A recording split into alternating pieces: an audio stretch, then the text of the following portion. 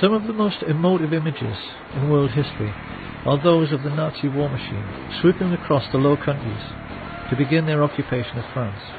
And people have always assumed that the trucks used for the miles-long troop convoys must have been German trucks.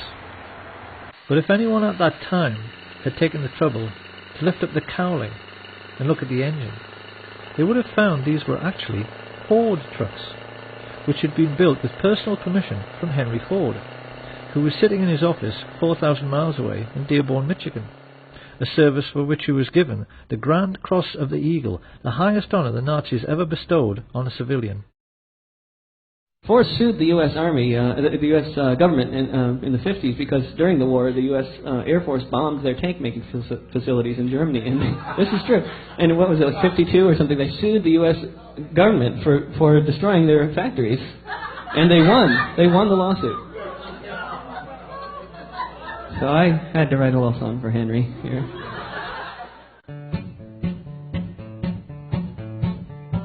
Ford built tanks for the Nazis, and the Nazis used those tanks to gun down lots of soldiers in the U.S. Army ranks. Yes, Henry Ford was a fascist, and a nasty one was he. He built tanks for anyone for the proper fee.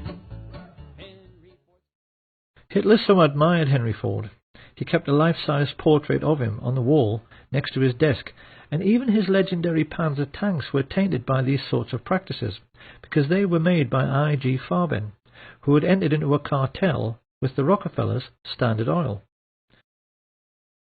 The government in Washington knew all about this, and largely did nothing. Licensing arrangements for trading with the enemy in wartime were issued without any fuss, even to the extent that after the occupation of France, the Chase and Morgan banks in Paris simply carried on doing business as usual. The incredible truth, which the rich elite have managed to hide from the world for 70 years through their control over school books and our education system, is that the Nazi war machine was actually an American business. And for the Rockefellers, DuPonts, Harrimans, Walkers and Bushes in particular, it was a highly lucrative business. For their part, Coca-Cola's contribution to the war effort was to sell billions of soft drinks to the thirsty Nazis, while they were strafing and bombing Allied soldiers, particularly in very hot regions. In the desert, where refrigerators tend to be scarce, there were even stories of Messerschmitt pilots wrapping wet towels around bottles of Coke, tying them to their aircraft, then flying up to altitude, where the cold and the wind chill turned the wet towel into a solid block of ice. They would then dive down, crack open the towel, and enjoy an ice-cold Coke in the desert. If they had wanted to, the Western multinationals could have grounded the Luftwaffe and stopped the war at any time, because the German aircraft were totally dependent on imported supplies of tetraethyl lead, an additive which prevents knocking in aero engines. But Standard Oil kept the supply of this vital resource going through neutral Switzerland for the entire war. And any Dutch people who might be wondering at this point what kind of percentage the Swiss took from this little arrangement, they need to be aware that thanks to Prince Bernhard von Lippe of the Netherlands, the father of the recently retired Queen Beatrix and prominent member of the Nazi Party, Royal Dutch Shell gave Hitler millions of tons of crude oil for nothing. The Dutch royal family actually fueled the invasion force which annexed Holland and were instrumental in helping the Nazis to rape their own country. But most shocking of all is the truth of what really happened in the little Polish town of Oświęcim. This sleepy little hamlet just happened to be in an extremely mineral-rich region, particularly for coal, which Western industrialists had wanted to get their hands on for years.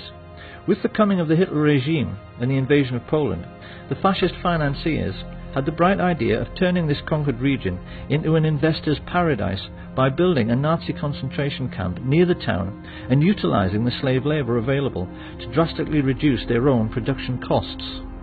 Few people are aware of the gigantic scale of the Nazi concentration camp network and are blissfully unaware that the real purpose behind their construction was to make a profit for the rich.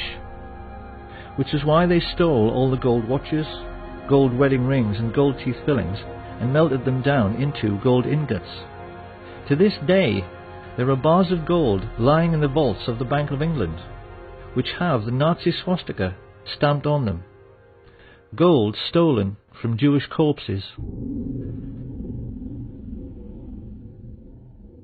It shouldn't come as any great surprise that George Herbert Walker's family were slave owners on the cotton plantations of 1930s America. Walker was used to organizing slave labor. So while his business associate, Averell Harriman, was paying for Hitler's 500,000 SS troops and supplying them all with brand new Thompson submachine guns, because he did, Walker took over the management of this new Polish concentration camp.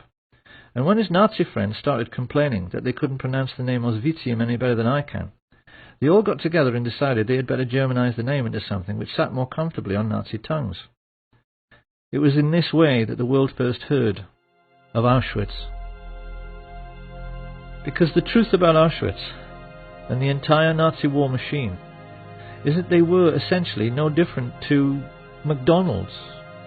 They were American business enterprises abroad, businesses which the richest European families invested in, and businesses which, because of slave labour, made obscene profits, which Prescott Sheldon Bush took and placed in a blind trust, which later financed a Bush political dynasty which produced 2 presidents of the United States, his son, George Herbert Walker Bush, and his grandson, George Walker Bush. This picture of the railway leading into Auschwitz has, since World War II, become the iconic image of the Holocaust. To us it now represents something like the gate to hell. But how differently, one wonders, would we have looked at this image all of our lives if we had always known that this railway line was an American railway line, laid by the Harriman brothers on behalf of Uncle Sam. The Standard Oil IG Farben cartel even made the Zyklon B gas for the Jewish Holocaust. Now anyone who at this point is thinking that all this simply cannot be true, because if it was, someone would have sued, well, someone did. This information came into the public domain because of a Dutch intelligence agent who was so disgusted when he found all of this out, he leaked it to the press, as a result of which 2 very senior Jewish gentlemen, Kurt Julius Goldstein and Peter Gingold, filed suit against the American government. Of course, the more discriminating among us will now be asking how it can be that this story went completely unreported in the mainstream media. One might just as well ask why the Times in London was writing favourable stories about the Nazi concentration camps throughout the 1930s, and why Lord Rothermere was still referring to Hitler as a great gentleman as late as 1940. You really would think by now that people would have realised that it isn't so much the bias in the media which really matters. It's the things they know about, but never tell you, that really matter. Because the truth is that the press knew exactly what was going on in the concentration camps all through the war. They never said a word about it, because they knew who was making money from the slave labour.